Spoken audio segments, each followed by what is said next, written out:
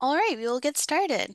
Welcome, everyone. I am Megan Gieseker from ALA's Public Programs Office. I'm pleased to introduce today's webinar, Media Literacy Education for Adult Audiences, Navigating the Attention Economy. Next slide, please.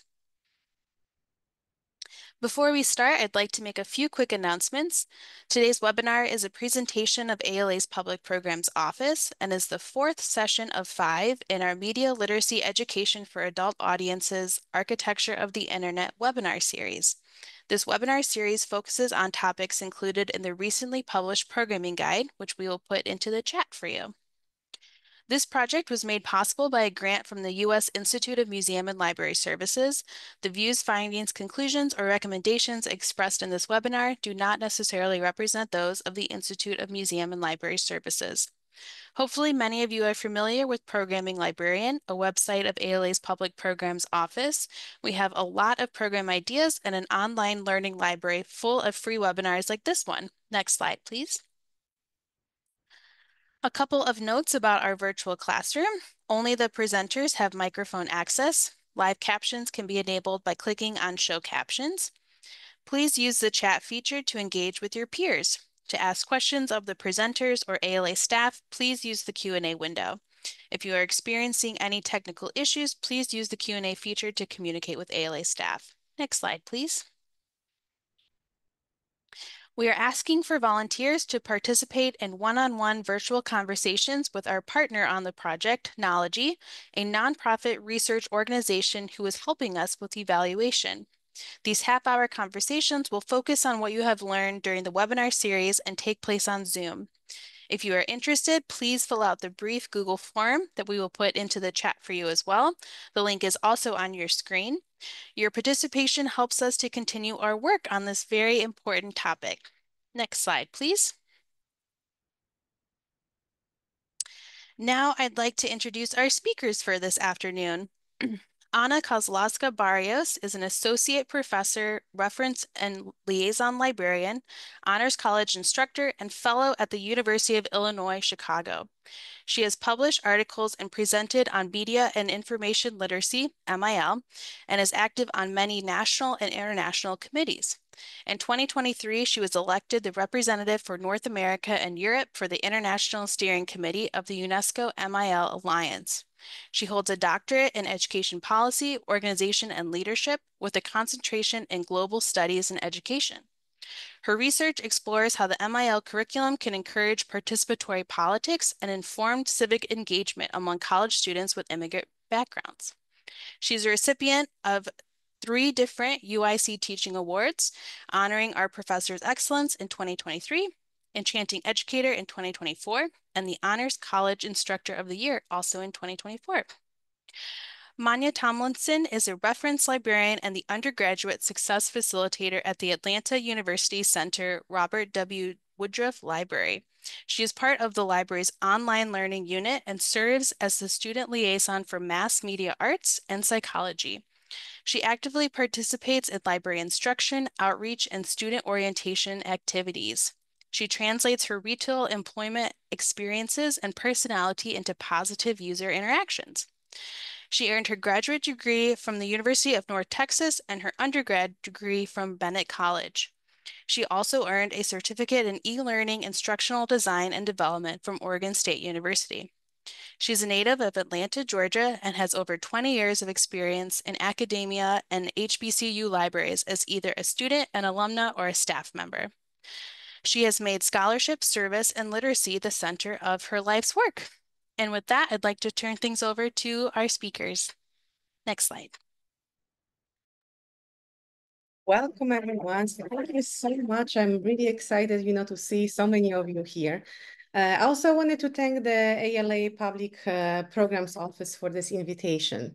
So I wanted to start my presentation with actually a question to the audience. So please use the chat to respond to that. What takes up the most of your time?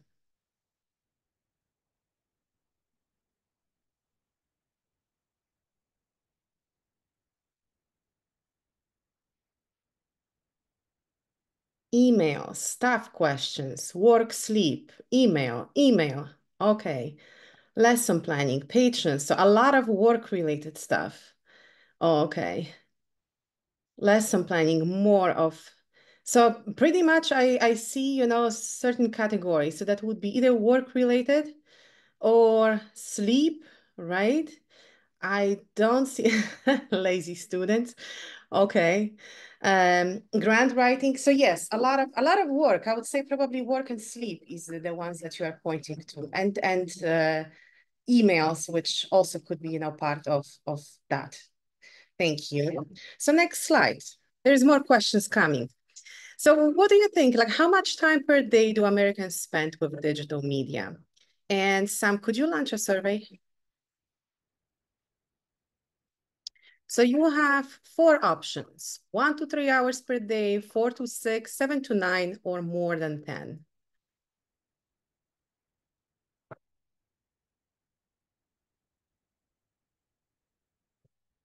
Just pick one. And currently we have 83 people logged in. So when it's close to this number, Sam, if you could reveal the results.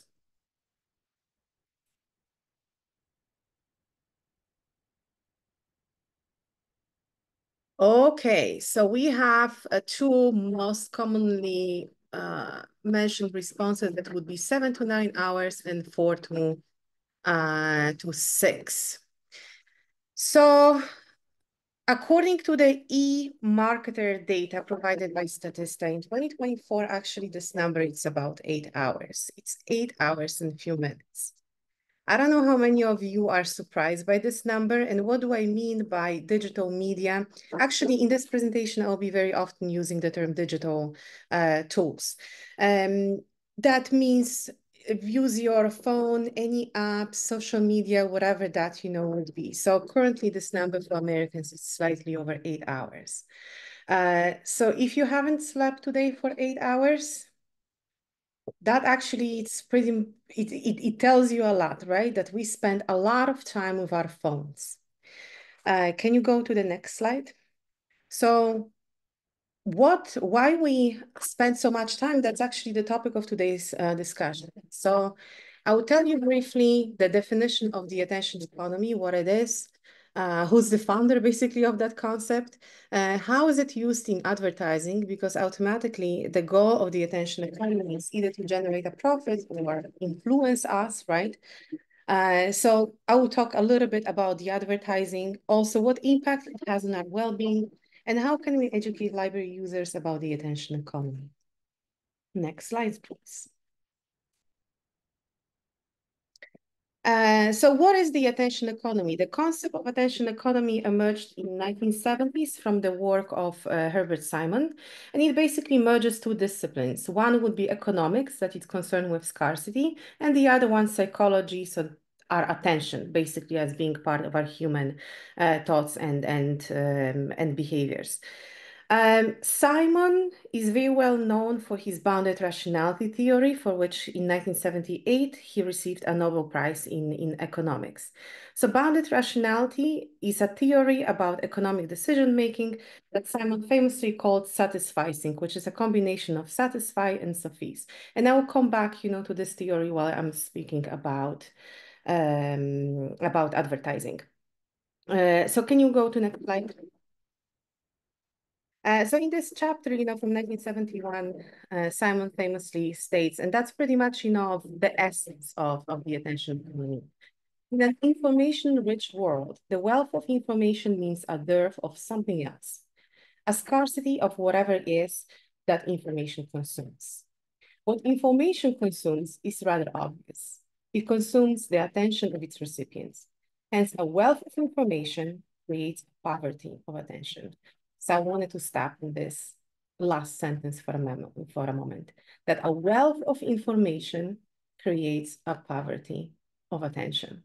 So that's pretty much, you know, an essence of attention economy. And in recent years, the concept has become even more popular, particularly as most social media networks compete for our attention by providing content through customized recommendations, subscriptions, like buttons, following, friending, and other methods intended to keep us attached to our phones. Now, how does it work? Can you go to next slide and please play this video?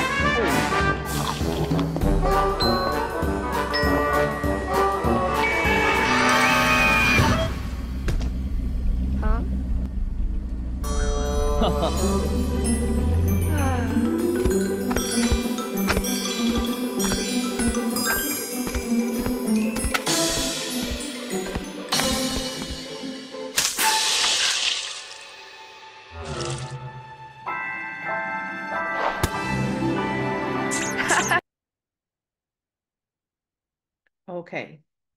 So this was the first clip. Actually, if it would be possible, maybe to come back, to the end of that clip later on, that would be also good. So here we see, a boy, right, who each time he's trying to get busy with his life or something, perhaps dangerous is happening and requires his attention, he's pulled to his phone, right, that either through likes or there is some message or whatever that would be.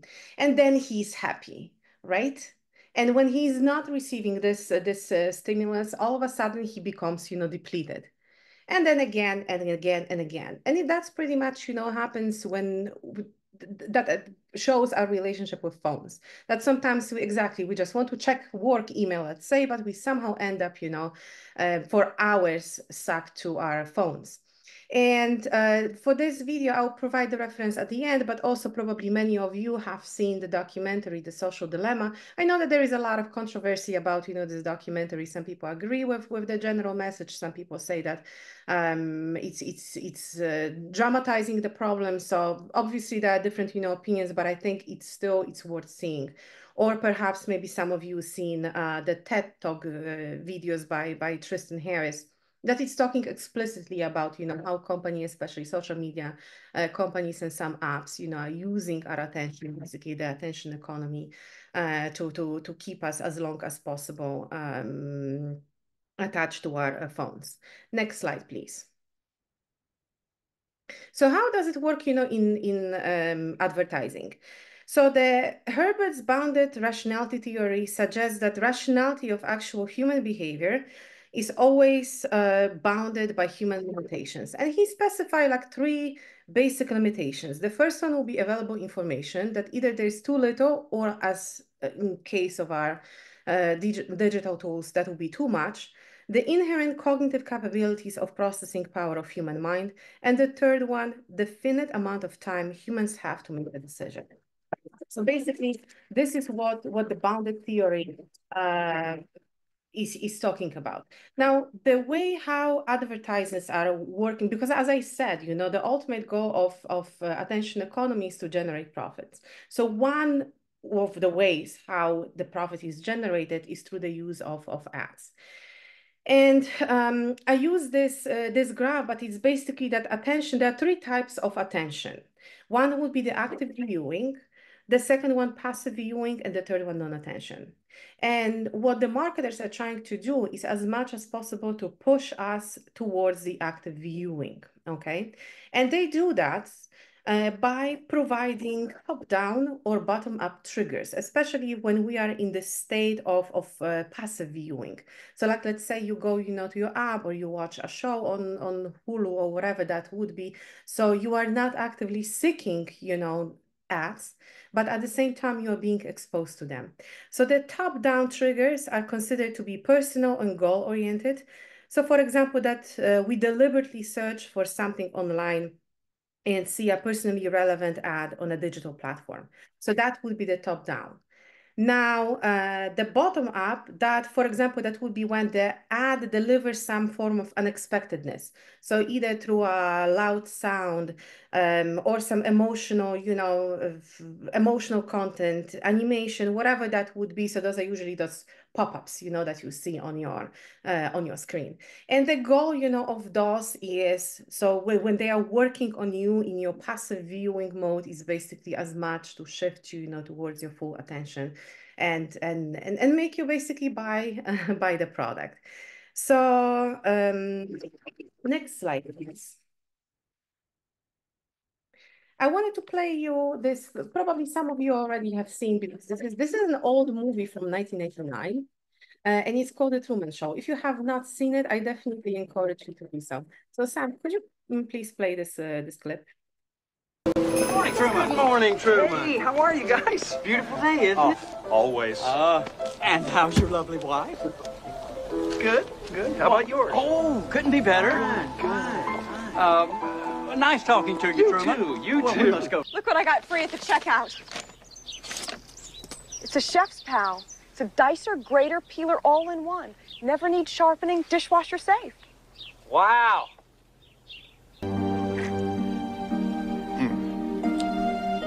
That is a beer. I made macaroni. I'm not hungry. You know, we really ought to throw out that mower. Get one of those new elk rotaries. Tonight we present the enduring, much-loved classic, Show Me the Way to Go Home. A hymn of praise to small-town life where we learn that you don't have to leave home to discover what the world's all about and that no one is poor who has friends. You can't stand me. That's not true.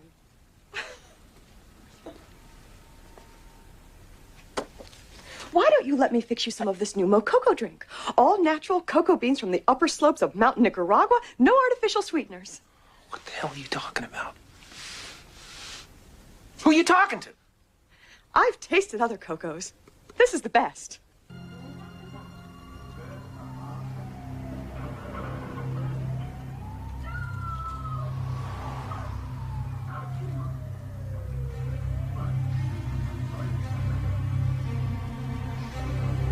$1.7 billion were there for his birth. 220 countries tuned in for his first step.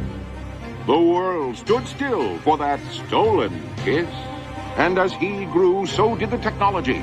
An entire human life recorded on an intricate network of hidden cameras and broadcast live and unedited 24 hours a day, 7 days a week to an audience around the globe.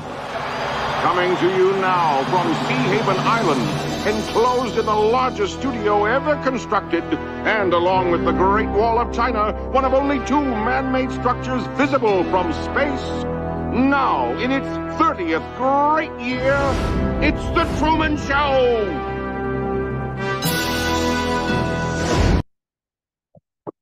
Okay, so what we considered a work of fiction in 1999, today it's pretty much it's our reality. And also thanks to technological advancement in this area, it becomes more and more, such as artificial intelligence, it becomes more sophisticated. How the publishers can now identify and target audiences with greater accuracy and deliver content to consumers based on their previous activities and interactions.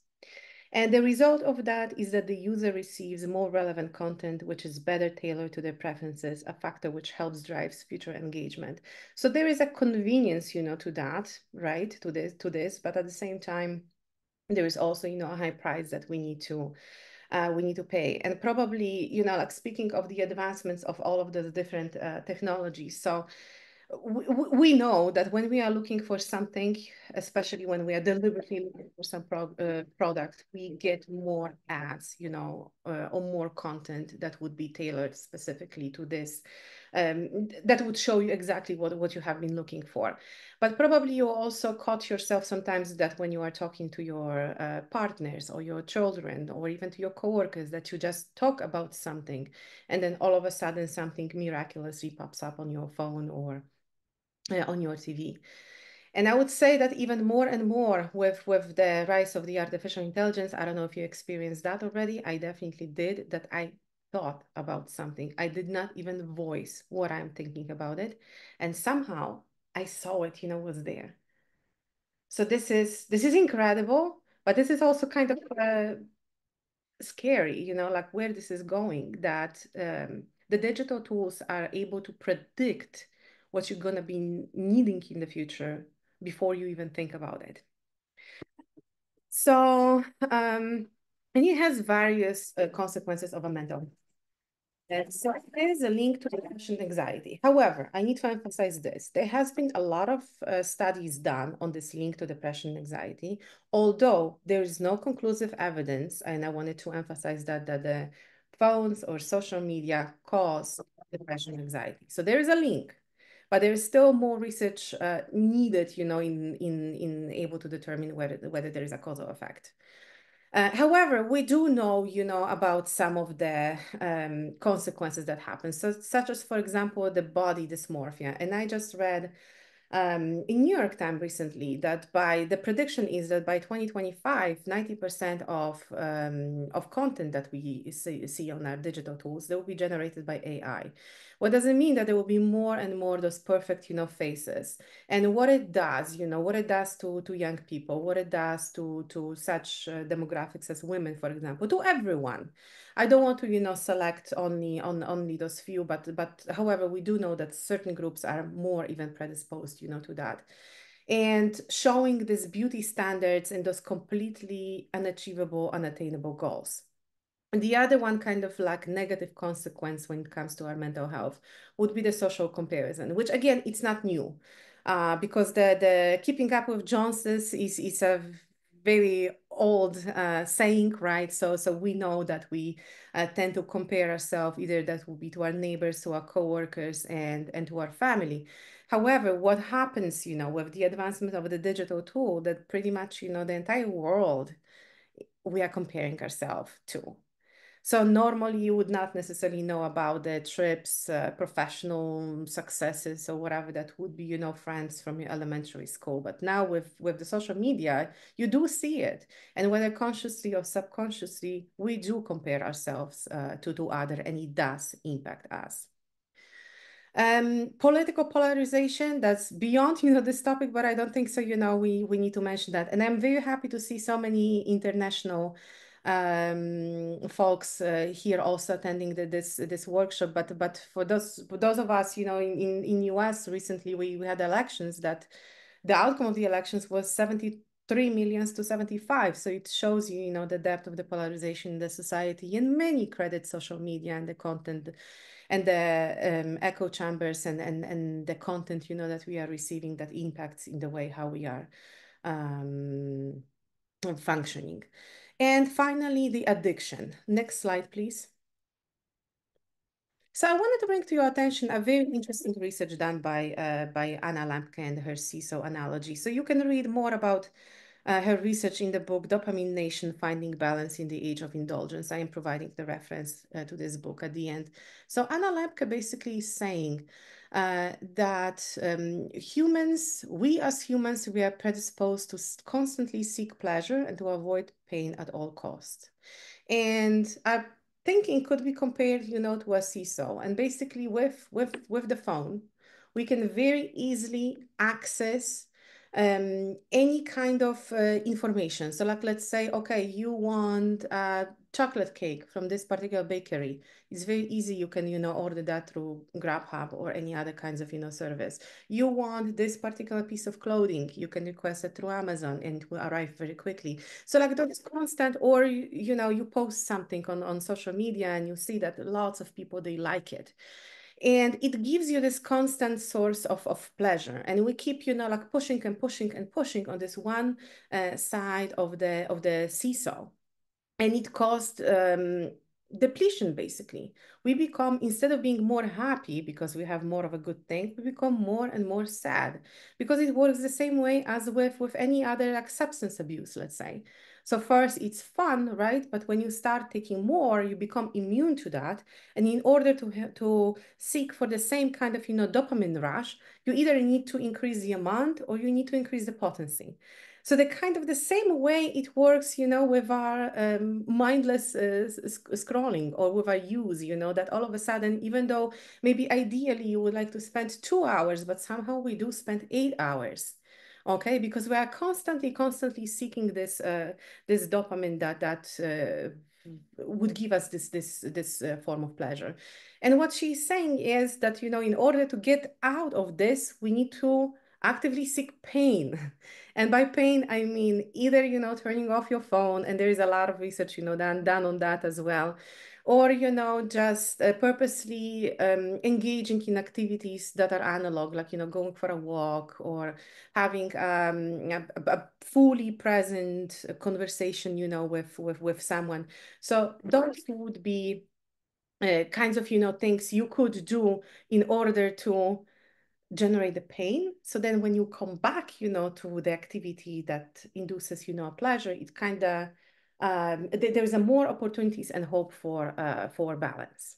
So what it has to do with media literacy? Can you go to our last slide? Because that's actually a question to everyone. So there are two competing views within media literacy, how to deal with the problem of the attention economy. One would be the protectionist view.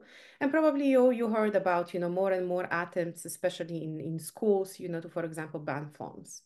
So by forbidding something, okay?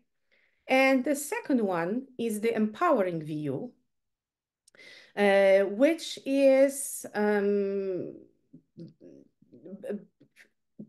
educating our users about what digitals are doing to us, you know, how it works exactly, what are the mechanisms, you know, working behind that. So kind of that by understanding this, the users would be empowered to make their own choices. And Sam, would it be possible to play this video, the end of the video that I had at the beginning? That was, yes, slide 17.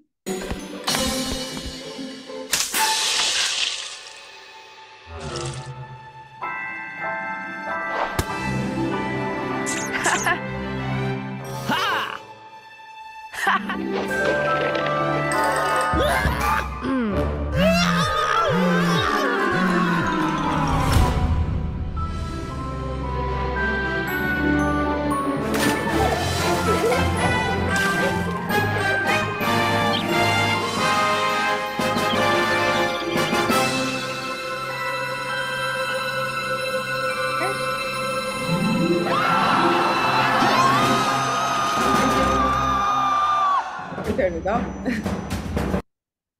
Thank you. So that basically was the end of that. Now, we don't have that much time because I know that Monia has a really exciting presentation ahead. So I don't want to take, you know, more time, but I wanted you to engage in this kind of discussion, where we should be going, you know, as librarians, as media literacy professionals, towards more protectionism or more empowerment, or perhaps, you know, combination of both. So I really would like you, you know, to leave you with this question of where should we go, because I think that this is a really interesting discussion. The boy at the end of this video, he used the empowerment approach. So basically, he did not toss his phone. He is aware of the fact that he needs his phone, right? But he decided to consciously turn it off or mute it, you know, put it in the pocket and just go back and play with his friends.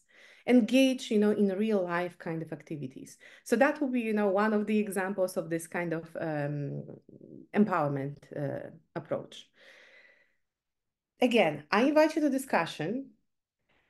However, I also want to leave you with this thought that what is really attention? Because behind attention is our time. And if we really think about it, what would be one the most priceless thing you have, and you will never get it back again? It's your time. So how do we want to spend that time? I don't think so that anyone would say, you know, like by the end of our days, that we would say, we wish, you know, we spend more times with our digital tools. Probably that wouldn't be the answer. So that's why I encourage you also to think, you know, about this resource that we have, our time. And thank you so much for your time now here today and for your attention. And there will be time for more questions at the end. However, if you wanted to connect with me, I encourage you to send emails or either connect with me on LinkedIn. I'll be very happy to talk to you more about it. And here we go to Monia. Thank you. So, hi again, everybody, and thank you to the ALA for this invitation. I hope you can hear me. Uh, but my thought process is similar to Anna's. I will say from the outset that I'm going to sound both empowering and protectionist as I take you behind the scenes of what uh, we've been investing our attention into, and that's the algorithms. We are working with algorithms, and algorithms are essential to the internet. They determine everything from our search results to our what we see on our social media feeds. In the digital context, algorithms are sets of rules or procedures that software follows to solve problems for us, to process data, and to help us make decisions. It's important to understand, friends, what internet algorithms do or what their role is. Internet algorithms process massive volumes of data. It seems as if those volumes are growing exponentially. I live in the Atlanta metro area, and we are getting data centers popping up everywhere to house and process all the data that humankind is creating and giving over to the people who start these algorithms. But internet algorithms process massive volumes of data in order to deliver relevant information. For example, search engines like Google use complex algorithms that scan and rank websites that show us results that best match the queries that we make every day. On social media, algorithms decide which posts or ads to display to us using factors like user behavior or our preferences or our engagement patterns. It is also important to understand that these things are designed and developed often by companies. Internet algorithms are used and are designed to optimize very specific goals. Usually it's to make money on the backside, but the big goal, the lofty goal is to help us find that most relevant search result, or to maximize our engagement and keep us on their platform. How are algorithms designed then? Please, the next slide. So in front of you is an outline of the general design process. It starts with the algorithm designers setting their objective. The publisher or the platform define the purpose of the search algorithm. Usually, again, it's that relevance thing, is to show us the most relevant content. I think that's an innocent goal. I think, I appreciate that Google wants to show me the best place, the closest place to find Takis for my nephew. My nephew is into different types of chips and things. So I appreciate that Google wants to show me what the best way to get Takis fast for this little boy. Then, though, the publisher designs the data collection mechanism, and this is where I'm going to get protectionist. Usually that's that cookie that they've installed into your phone or your computer. That data collection mechanism is about procuring or tapping the data that the algorithm will analyze, such as your behavior or your content characteristics. So friends, clear your search history from time to time. Do you really need to have your location on at every moment? All right, I'll stop. I don't want to get scary on us. The next step is modeling and training. It's the next step in the design process. And this is where data is used to train models that can identify the patterns in your search, in your history, your behavior.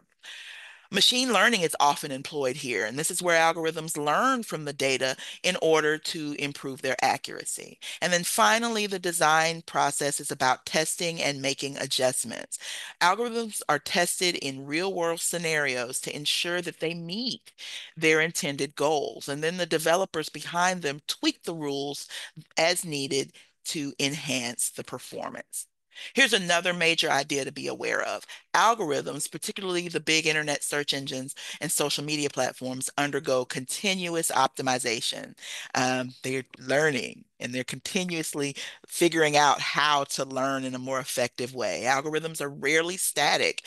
They're constantly refined as data increases, as user behavior changes, or as business goals shift. Friends, that means that algorithms are fluid. The way that they affect our attention spans just might be as well.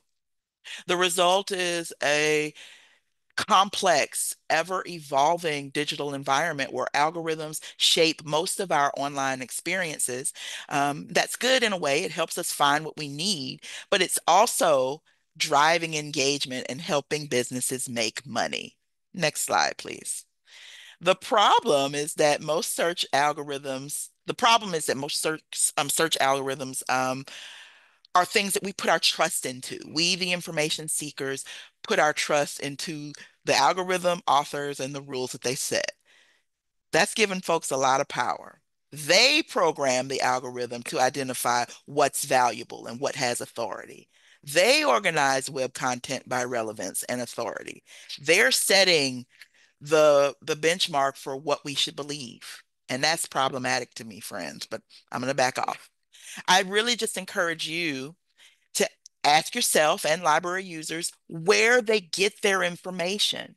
Do they know anything about search algorithms? Point them to resources that explain it. Reveal the existence of the algorithms to begin with. Don't encourage fear, but folks need to know that those cookies, that the little disclaimer box at the bottom of a website that asks you whether or not you agree to accept, all their preferences. Make sure they know that what's behind that is there not necessarily for their benefit, but to make somebody money. Okay, so here are the most common points in front of you on the screen that those delicious internet cookies track about us during our web browsing. Let's look at these. Often it's how often an item is linked to by others. So there's a whole little network or web of popular websites. Wikipedia is a good example of something that constantly goes to the top of the Google results. I hate to pick on Google. I'm actually a Google fan, but I must admit that one of their biggest data sources is Wikipedia. An online wiki or a website that is generated by humans. That means the information on Wikipedia may not always be something we can trust. Not trying to vilify Wikipedia either, but I'm just saying. Another thing that you see in your search results that's ranked, that's based on, data that we've provided is your location information.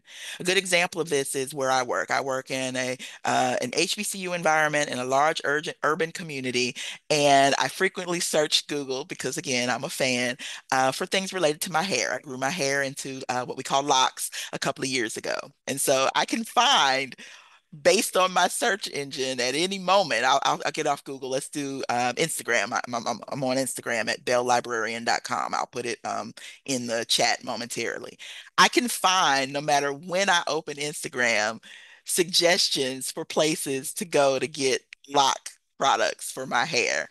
And it's because a lot of my students in my environment also have the same hairstyle. And the only reason that Instagram is giving me back all those results is because not that I've searched for lock information, but because the people around me have. And lock is spelled LOC, by the way, if you ever want to Google it. Another example, I think that's most relevant to most of us, and what Google uses to give you results that they think are relevant for you, is your search history. So again, I'm preaching it.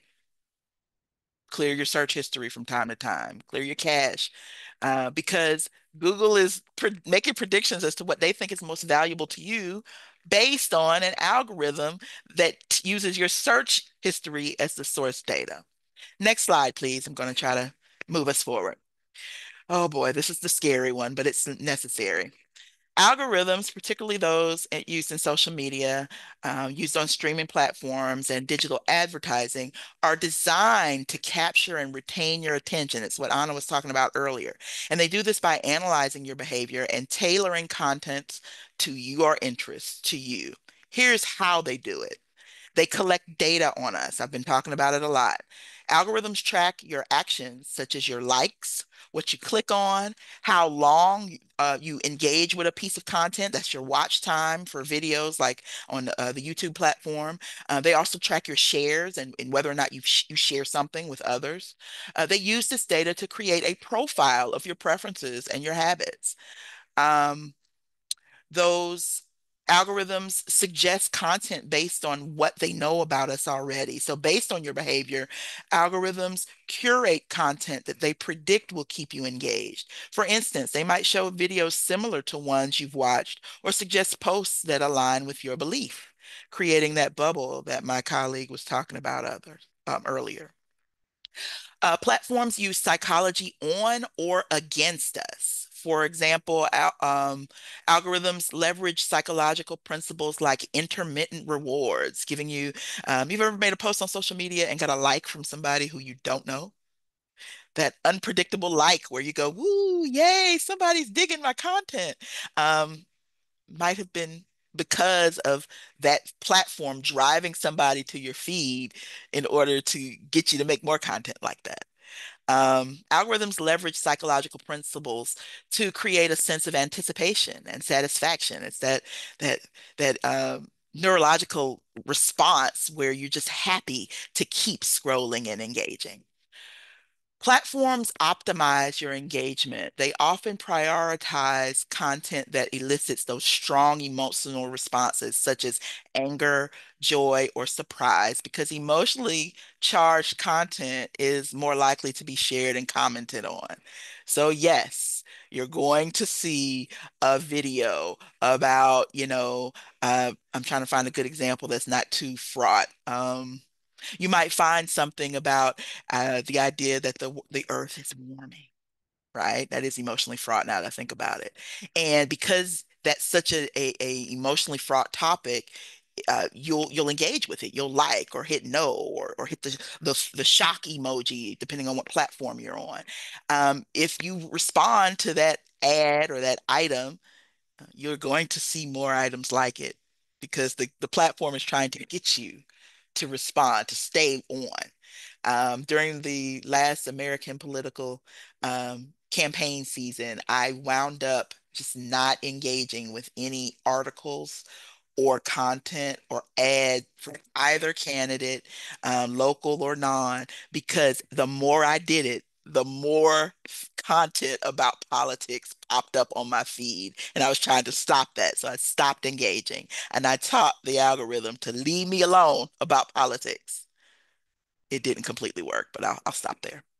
Another thing that the platforms use is that they use this thing that bothers me now a lot. They use infinite scrolling. Anna kind of alluded to it already, and they use autoplay.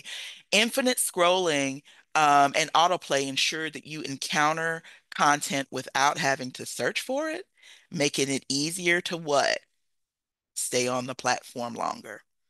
So I can sit on my phone for hours when I'm supposed to be asleep just scrolling, seeing funny stuff about locks, stuff about Takis for my nephew, stuff about the latest news, and not have to leave the platform, just scrolling.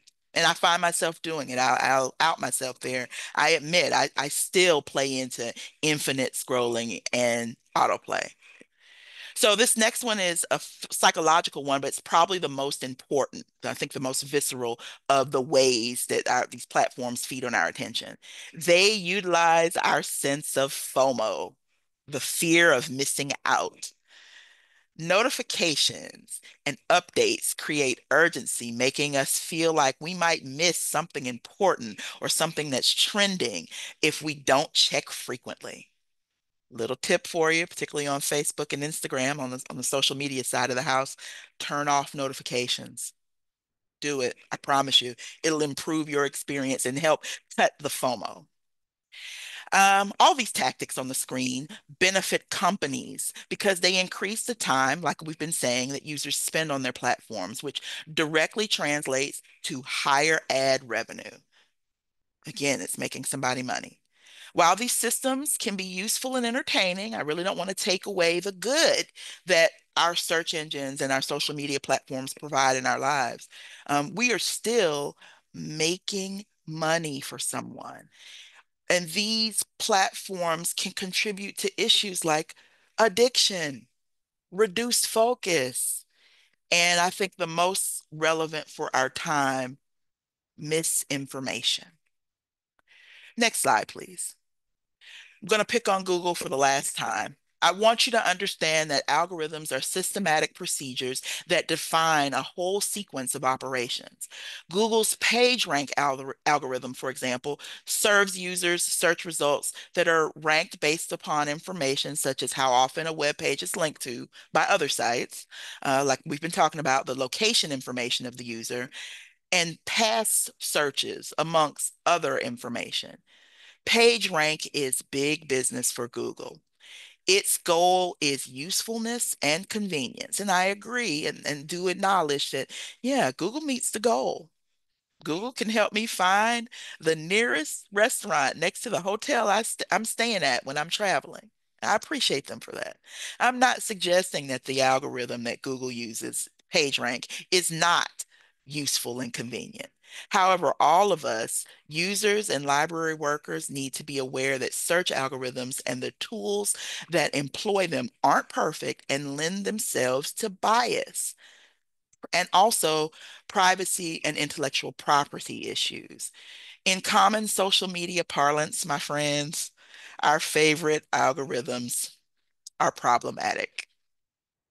Slide 6, please, or the next slide, please. Search engines also aren't neutral, y'all. They're influenced by the same biases that permeate American society and government. Safiya Noble's book, Algorithms of Oppression, that's the book covers over there on the left side of the screen. This book revealed how typing the phrase Black girls into Google used to bring back search results for pornographic websites. Now, Google changed the results for this search term in light of Dr. Noble's findings, but the problem remained for search terms related to other female minorities and other groups, such as Asian girls.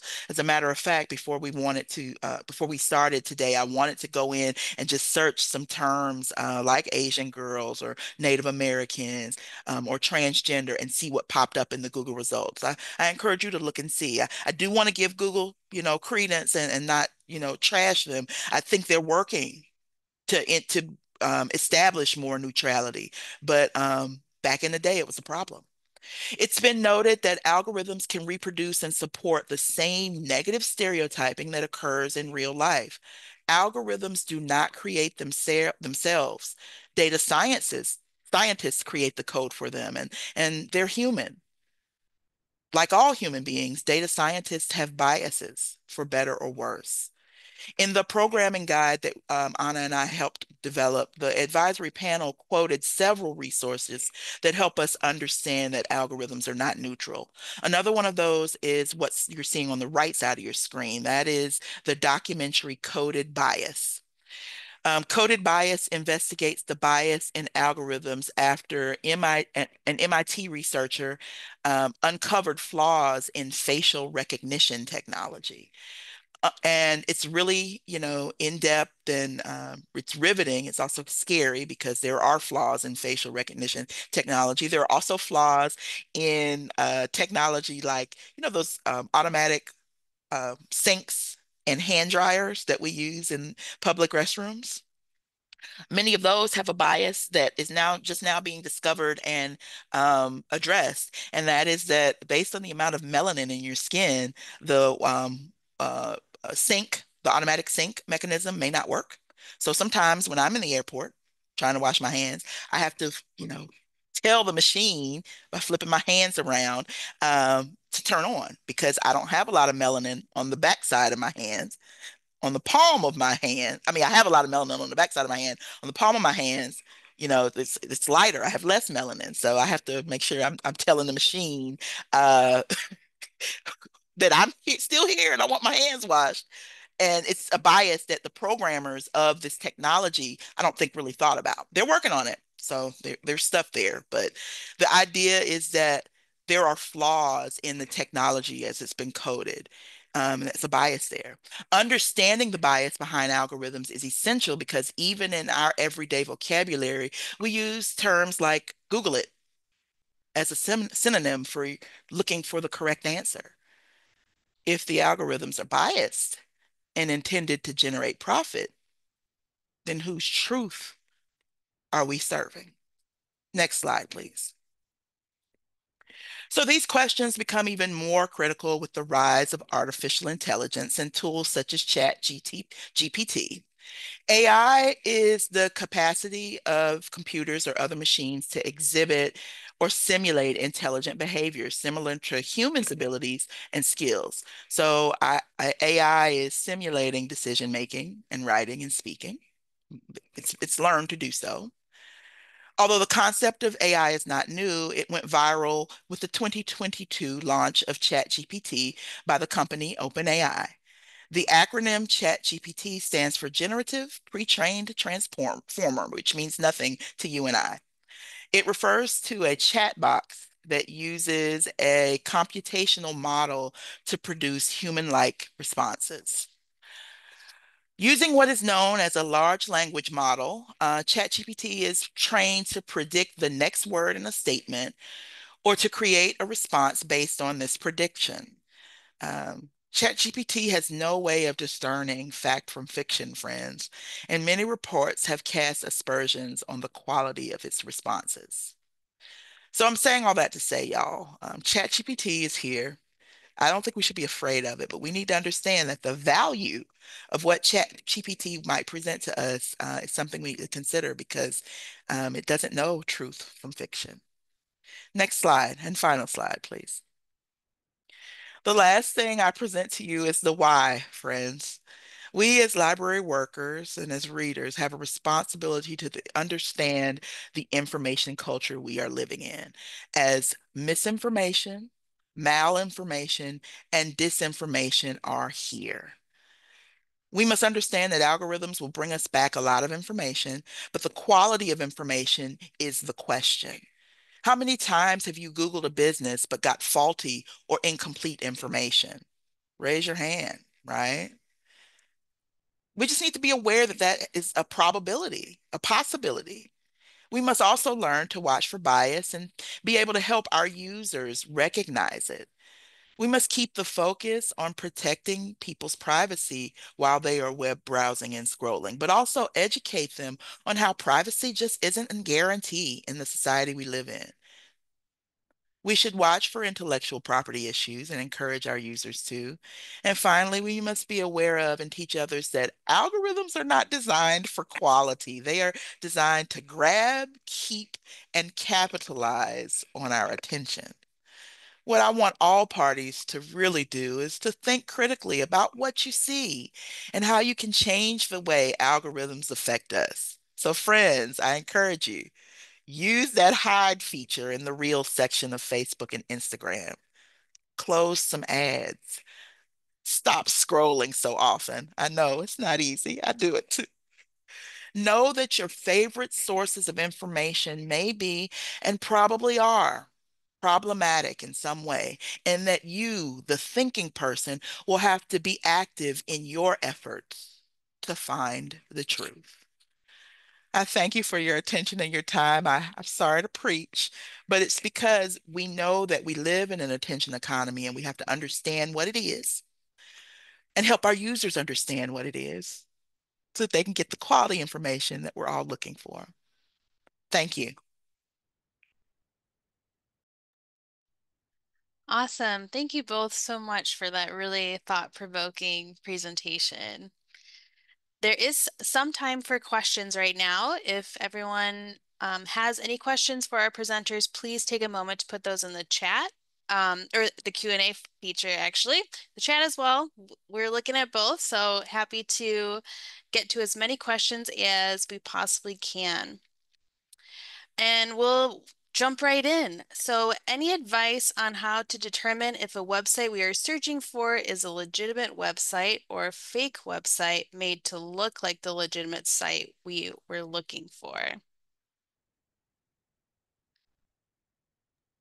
Okay, for sake of time, I'll jump in, but Anna, please, if you feel led, also answer. So I'd recommend that you look in the address bar in the browser. Look for I'm going to say it wrong, HTTPS:// look and see if the browser has created some sort of notification. I think in Chrome right now, it's a yellow exclamation point that shows you that this might be not be a secure site. Um, Websites make it hard because infinite scroll has also been designed into a lot of websites lately. Try to get to the bottom of the page. That might require a lot of scrolling, but sometimes at the gutter or the bottom of a web page, you will find publishing information. To be honest with you, though, to answer, it's just difficult to determine sometimes. And nefarious web designers, people with an agenda, um, have made it harder to determine what's real and what's fake, unfortunately. I just wanted to add something to this. So maybe not necessarily, you are looking for the answer, what tips to do, but there's one thing, of course, I'm assuming there are many librarians. Most of the people here in the audience are librarians, and we are helping users to sift through information every single day. Right. But at the same time, we also push the responsibility on the user, on the individual, to be able to discern, the information, while we also should be advocating our patrons that, hey, no, we also need legislation. We also need to keep businesses accountable. So it's not only that should be, the user's responsibility to know all of the criteria or how to sift from, from the right, from fake information and real information. There is a bigger fish to fry. And we truly should be, pushing our legislators, call your representatives. What did they do in terms of pushing for media literacy education or pushing for any kind of legislation? What did they do? So definitely there is not only, so education of the individual is one thing. However, the message is you also need collaborations from the businesses on the business side and also from the government, so the legislation keeps up with technological advancement. So this is my addition to that. Awesome. Thank you both. Another question is, one thing I think a lot about is what precedent there is for strategies like infinite scrolling. Do you think there's a good comparison to be drawn between infinite scrolling and, say, 24/7 cable TV? I can jump to this one, Monia, at your. So by design, each of them, I mean, by purpose of both is to keep your attention as long as possible. However, in cable TV, you do have many channels, so you can sift, through all the different channels. Although, even if you get, sucked to a particular show, I don't know, I'll bring a 90 Day Fiance, because, for example, this one's one that keeps my attention, even though I disagree with the premise of the show. After one episode, 2, 3, 4, 5, finally your attention will go down. And I think it's easier to stop it and just move to something else. While your digital tool gives you a fake sense of control. And once you are bored with one thing, you go to another one. And notice also that we are changing. Our attention span is changing. And and I saw that there was a discussion in the chat about the TikTok, that what is so appealing about the TikTok is that they are so damn short, okay? And from one thing, you go to another one. And constantly you get, the stimulation. Constantly you get the element of unexpectedness. So it keeps you longer than any kind of reality show on cable TV. Monia, do you have something to add to that? I'm the mass media librarian at my library, and I also am a trained journalist. And I would like to say that the 24-hour news cycle is the precursor to Infinite Scroll. And the issue with 24-hour news cycle is we're what? Changing channels. And how many screens do most of us have around us? Many of us have a TV and a phone and a computer screen if you're working people like us. So there are three places where you could be on both the 24-hour news cycle and the infinite scroll cycle. Cut off a screen, friends. That's all I'm saying. But the precursor to infinite scroller is definitely that 24-hour news cycle, which both enriched us and I think hinders current us. Yeah, someone in the chat just said too, small screen, medium screen, and big screen. Yep. Exactly. All right, unfortunately, we are out of time for any more questions. Thank you both so much for this really interesting and thought-provoking discussion. It gives everyone a lot to consider as we go about the rest of our days on our computers and on our phones and our TVs. So thank you for that. I would also like to extend a thank you to my colleague behind the scenes, Samantha Oakley, for her support on the webinar. Sam, could we go to the next slide, please? And I would also like to thank the Institute for Museum and Library Services for making this work possible. The archived version of this session will be available to view online by next week.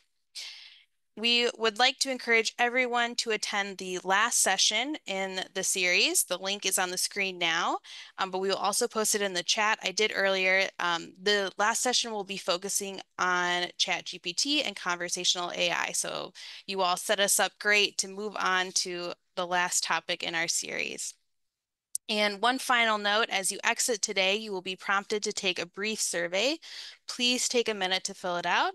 Also, as a quick reminder, if you are interested in participating in a virtual conversation, please also complete the brief Google form that we will put into the chat again as well. Your feedback is helpful for us to continue working on this really important topic. So thank you again to everyone for attending. Thank you to our speakers, and we hope to see you all at our last session on December 11th. Thanks.